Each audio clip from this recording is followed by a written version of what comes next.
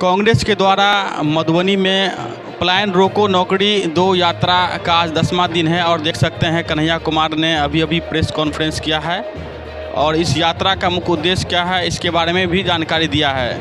मैं मोहम्मद इम्तियाज़ पूर्व विधान परिषद प्रत्याशी रहा हूं कांग्रेस पार्टी की तरफ से और मैं मधुबनी का ही रहने वाला हूं। 20वीं विधानसभा से बिलोंग करता हूं। क्रिप्स हॉस्पिटल मधुबनी में आपने देखा होगा, मैं उसका फाउंडर चेयरमैन भी हूं।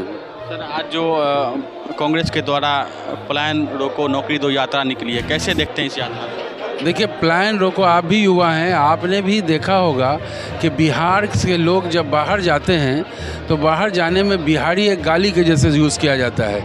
जिस तरीके से राज ठाकरे का दौर था, आपने सुना कि जिस तरीके से मराठी मानुस की बात करके बिहार के लोग रोज़गार के लिए जब जाते थे वहाँ तो एक गाली ही नहीं दिया गया, पीटा भी गया।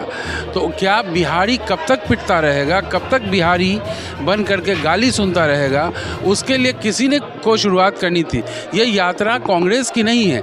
सच्चाई है कि ये जनता की यात्रा है। जो जनता, जो आवाम बाहर जाकर के बिहारी शब्द को गाली के जैसे इस्तेमाल किया जाता है, उस शब्द पे कैसे लगाम लगे, कैसे विराम लगे, उसके लिए हमारे आदरणीय राहुल गांधी जी ने जो कन्हैया कुमार के ज़रिए बिहार में पलायन रोज़गार दो यात्रा की बात हो रही है, उस पर हम लोग पूरी तरीके से खड़े हैं। सिर्फ हम लोग नहीं खड़े हैं बल्कि पूरे बिहार खड़ा है उसके लिए।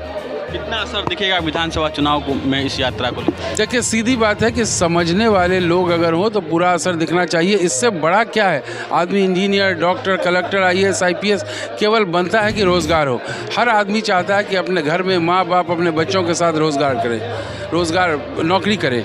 यहाँ से जब जाते हैं तो एक बड़ा खर्चा जाने का, आने का, अनसेफ्टी रहता है। तो यहाँ पे लोगों को चाहिए कि कन्हैया जी के साथ जुड़े, हम लोग उनके साथ खड़े हैं। वैसे आपने भीड़ देखी होगी, पूरे बिहार में जन समर्थन मिल रहा है और लोग तैयार हैं कि इस बार कन्हैया जी की यात्रा के साथ हम लोग रहेंगे।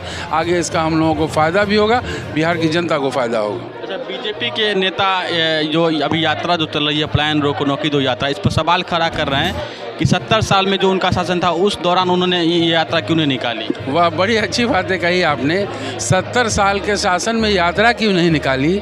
70 के साल के शासन में जो काम किया है कांग्रेस पार्टी ने, आज इलाज कराने आप जाते हैं PMCH में, DMCH में, ये कहाँ का है? ये किसने बना दिया? आज IIT किसने बना दिया? IIM किसने बना दिया? AIIMS किसने बना दिया? ये सिर्फ जुमले की सरकार है। कभी 15 लाख की बात करती है, कभी 2 करोड़ की बात करती है। ये जुमले की सरकार को कुछ भी बोलती रहे, हम लोगों पे फ़र्क नहीं पड़ने वाला।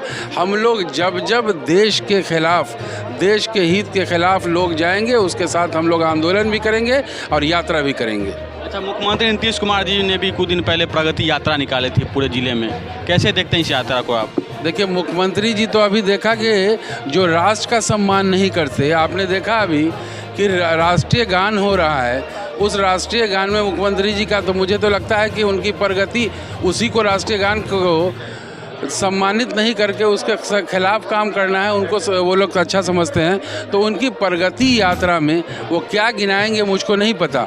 ये एक सबूत था कि महागठबंधन की जब सरकार थी तो उस वक्त 17 महीने में 5 लाख लोगों को रोज़गार ऐसे ही मिल गया। तो वो 17 महीना लोग भूला नहीं है। वो प्रगति निकालें या अनप्रगति निकालें, उससे कोई फ़र्क नहीं पड़ता है बिहार की जनता को। अच्छा, आपकी भी चर्चा चल रही है कि 20 से आप विधानसभा चुनाव लड़ने वाले हैं। देखिए, मैं कांग्रेस का सिपाही हूँ, पूर्व में चुनाव लड़ा हूँ, जाहिर है उम्मीदें रहती है। पार्टी ने का हुक्म है, मैं काम कर रहा हूँ। पार्टी जो फैसला लेगी मैं पार्टी के साथ रहूँगा। पार्टी चुनाव लड़ाए या न लड़ाए, मैं पार्टी के साथ कराऊँ। तैयारी कैसी है आपकी? मेरी तैयारी पूरी तरीके से है और पूरे कांग्रेस की तैयारी पूरे 243 सीट पे है, गठबंधन के साथ है। जहां हम लोगों की सीट बनेगी वहां भी, जहां हम लोगों की सीट नहीं बनेगी, मेरे अपने विधानसभा में मेरी पूर्ण तैयारी है। बहुत बहुत धन्यवाद।